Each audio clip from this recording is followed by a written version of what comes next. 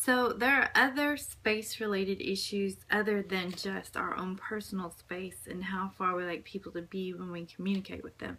This is especially true when we're considering business communication or organizational communication. A great deal of thought and money and research is put into the use of space in business. So first, let's start with a term, semi-fixed space. Semi-fixed space refers to how an organizational culture uses its space and organizes objects in that space, as well as how that usage affects the employees. So in other words, we have this workspace. What are we going to do with it? Are we going to break it up into cubicles in one big room?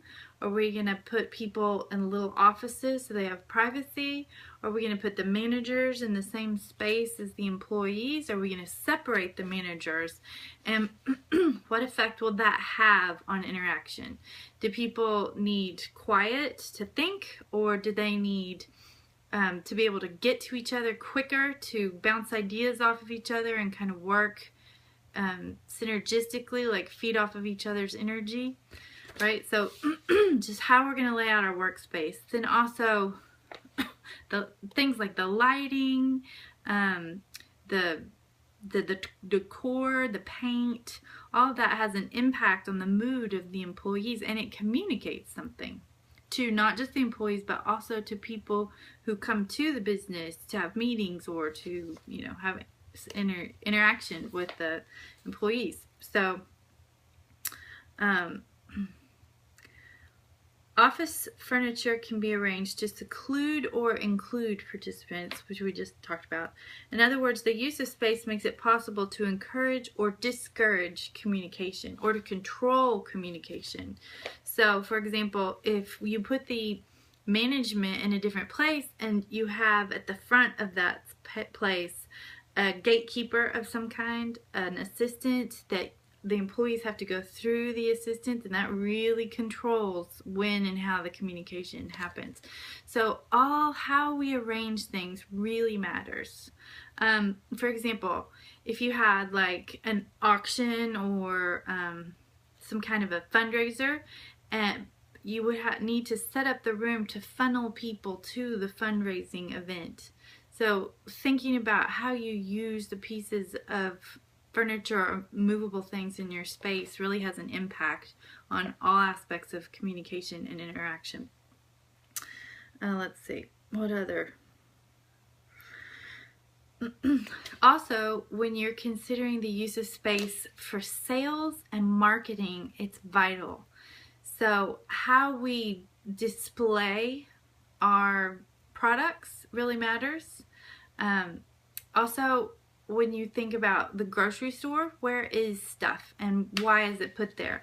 Don't think for a second that it's not done intentionally. It's every single placement of product is done completely intentionally, especially if you're talking about a big corporation and not mom and pop. I promise you that Kroger pays people a lot of money to research and predict and decide on where items are placed in the store. So just overall, the layout, say, of a grocery store, they spread out the things that most people buy throughout the entire store so that you have to walk up and down every aisle to get all the things that you need. Also, they place the more expensive items at eye level and the cheaper stuff down low, or the stuff that doesn't move, that they don't want to push as much up high or down low. And don't forget that they also place things that they want children to buy at the level where children will see them and say, "Mommy, Mommy, buy me this." Okay, here's an interesting picture out of a different textbook that I like. If you look here, this is a study that they did. Let me tell you exactly who did the study. And studies related to semi-fixed space seating behaviors affect people's attitudes and processes. So it doesn't say right here exactly who did the study, but here's what it says. Here's a table, like where people are working together. and they put the chairs next to each other on this part of the experiment, around the corner from each other here, and at opposite ends with the table between them. And this is how that seating arrangement made people feel. When they put them right together, they felt a liking for each other. When they put them around the corner, they felt cooperative. What's the word that they use for the not good one? When they put them at opposite ends of the table, they felt competitive. So this is what we were talking about with the communication model, that the setting can also be a form of communication. Another good example is in airports. They put the seats in such a way that you can't lay down and go to sleep in them. And that's done purposefully. What do you think the reason is behind that?